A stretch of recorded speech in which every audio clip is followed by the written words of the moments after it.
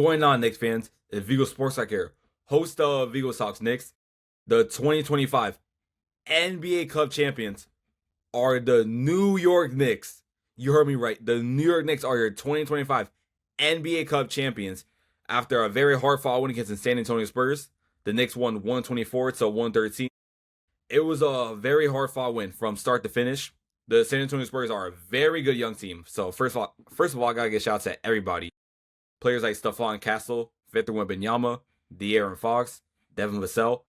Everybody on the team is really good, including Dylan Harper. Forgot to talk about him. So shout out to everybody associated with them. It was a very competitive game. And shout out to the New York Knicks, going from the starters, the bench players, the coaches, Spike Lee, the fans, everybody, anybody who was associated with the New York Knicks, shout out to them. We wouldn't be here if it wasn't for you guys. And congratulations, New York. You are the 2025 NBA Cup champions. In today's episode, I will talk about my thoughts on the game against the San Antonio Spurs. And as you can tell, I love this win. And a lot of people say the NBA Cup, it's pretty much nothing. That's what people think. But let me remind you guys, a few years ago, well, not even a few years ago, for years, a lot of people complained about the regular season. It was boring. The NBA was losing its views. There was no competitiveness. The season was too long. People were complaining. Fans were complaining. They wanted something new. So Adam Silver started the NBA Cup, which not only you could win money, it brings competitiveness, the playoff atmosphere from playoff games, into this in-season tournament. And it's probably one of the best things that NBA has added in a while. So I don't know why fans are complaining, saying that oh it's nothing. People, how we're reacting too much, like we won the championship. And yes, I agree. We were actually winning the championship, but we haven't won something that big since 1973. So yes, we will act like that. Just imagine how we're gonna react when we win the NBA Finals. I promise you, it's gonna be a lot more different. Even after every playoff win, you can see the videos, fans going crazy. We're one of the most passionate fan bases you will ever see in the sports community. So that's how we're gonna act. Now with the game. Obviously, like I said, the San Antonio Spurs are probably one of the best teams in the league right now. Players like Stephon Castle, De'Aaron Fox, Victor Wembanyama, and even Devin Vassell, Dylan Harper, everybody. Victor is still coming off the bench. He's on minute restriction, coming back from a calf injury. So I believe he only played like 20 minutes around there, but he was still scoring. I'm telling you, I've never seen a player like a person that I've watched a player. I've never seen somebody that tall, that talented. He is gonna go down as one of the best NBA players to ever touch the court. So it was gonna be. We had to man up this game. We had to man up guarding him. You heard what Mike Brown said. We gotta pray to guard him. We gotta pray. He's that unstoppable. And we may have found the Wemby stopper, Mitchell Robinson. He was actually one of my favorite players from this game. In just 18 minutes, he grabbed 15 rebounds in 18 minutes. And let me remind you, 10 of those rebounds were offensive rebounds. He's coming off the bench too. So imagine if he played like maybe 30 minutes, he will put up Dennis Rodman numbers. He is one of the best, not even one of the best. He is the best offensive rebounder currently in the league. I don't know about the best rebounder, but definitely the best offensive rebounder. I feel like Wemby hasn't been getting that many boards like he used to. Well, obviously he's coming from a calf injury, so he doesn't want to risk too much injuries. I can understand why he's coming off the bench because many calf injuries lead to Achilles tears, a lot of major injuries. You don't want to injure your star player like that, for sure. So I respect the decision to have him come off the bench. Probably in the next few games, he'll be a starter now. But we were lucky for him to come off the bench because if he was the starter playing like 30, 40 minutes, who would have known how this game would have went? Because this game was, they had the lead for most of the game. We had the lead maybe in the early first quarter, but we just could not like stop the Spurs. They have so many good guards. Devin Vassell, Stephon Castle, Dylan Harper, who may have had his best game this season against us. And like I said, giving up open threes. We were lucky players like Harrison Barnes was missing a lot of open threes. He's one of the best 3-point shooters in the league right now, so we got very lucky. So we definitely got to play better than that. We got to play way better. But I'm not complaining.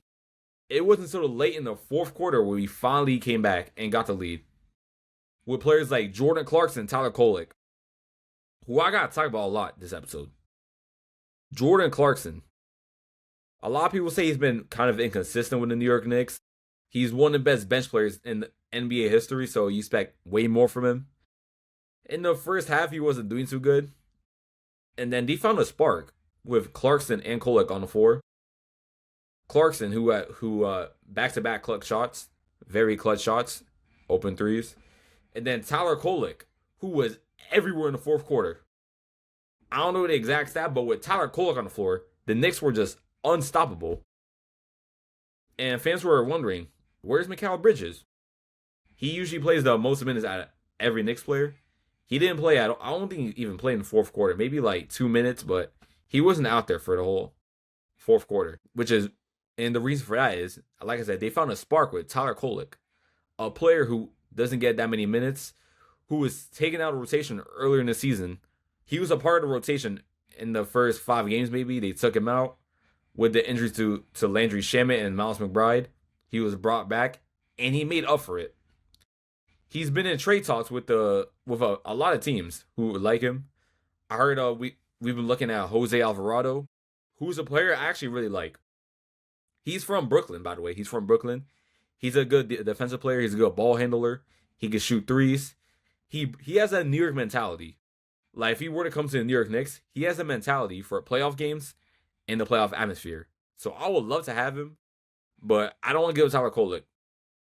I want us to develop these rookies that we draft, because I can already tell Tyler Kolek is going to be he's going to be with the team a very long time. And even on defense, he was pretty good. He had a pretty good one-on-one against Victor Wembanyama, who is literally a foot and like a half taller than him. Let me remind you. Wemby's not real. That guy's an alien. He is not real. He's like 7'4", 7'5". Like I said, I've never seen an NBA player as tall as him. He's unstoppable to guard. So for Tyler Kolek, Mitchell Robinson, almost everybody in the Knicks to lock him up is insane. So shouts at everybody who played good today. Everybody. Shouts to everybody. Now, the best players from this game. Well, first of all, there were a bunch of good players from this game. Usually I give the VST player of the game to only one player. But for this game, you can't just give it to one player. You got to give it to the entire team. So the entire team will win the VST player of the game. But to make it fair, I'll give 5. I'll get 5. But the team still got the award. I'm going to give it to 5 players who I believe were the best players from this game. Number 1, it's not Jalen Brunson. He's the second, but the best player from this game, OG Anunoby. In the first quarter, in the first half, he had 20 points. He was really good on defense, doing what he does best. He is probably one of the best corner 3 shooters in the league right now. I'm pretty sure he's leading the league in corner 3s. And I feel like ever since coming to the Knicks, he's developed into a better offensive player, especially with 3s. I don't know if he was like that with the Raptors, but from what I've seen, he's developed a lot with the New York Knicks.